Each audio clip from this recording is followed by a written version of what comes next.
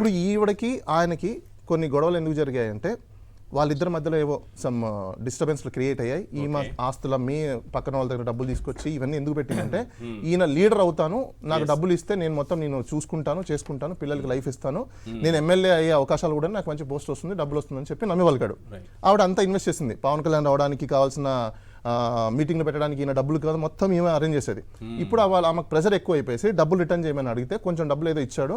తర్వాత మిగతా డబ్బులన్నీ బెదిరింపులు, కొట్టడాలు, తిట్టడాలు, చంపుతానం చేయడాలు ఇవన్నీ తీసుకొచ్చి ఆమె సూసైడ్ కూడా అటెంప్ట్ చేస్తే పిల్లలు కాపాడాడు. అమ్మ వద్దు చచ్చిపోతుంది కాబట్టి ఆమె బతికిన తర్వాత ఇంతవరకు వచ్చేసింది కదా, నేను ఏదో ఒకటి చేయాలని చెప్పేసి ఆవిడ ముందుకు వచ్చింది. ఎక్కడికి?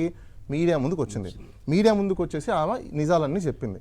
ఈ నిజాలన్నీ చెప్పిన తర్వాత చాలా మంది అంటున్నారు ఎవరో వైసీపీ ఉన్నారు, ఇంకోరు ఎవ్వరు లేరు. అన్ని మీడియా ఛానల్కి వెళ్తే ఎవరు పట్టించుకోవాలా, దానికి సంబంధించిన మీడియా ఛానల్ ఎవ్వరు కూడా తీసుకోవాలా.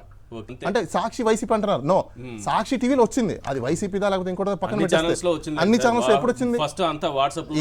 వాట్సాప్ లో వచ్చేసిన తర్వాతనే సాక్షిలోకి వచ్చిన తర్వాత వాళ్ళు ఏమనుకుంటున్నారంటే సాక్షిలో వచ్చింది కాబట్టి వైసీపీ ఆమె వెనకాల ఎవ్వరూ లేరు. నేను ఇంకోటి కూడా చెప్తున్నా, ఆమెకు ఎవరు సపోర్ట్ చేయట్లేదు, ఏం లేదు.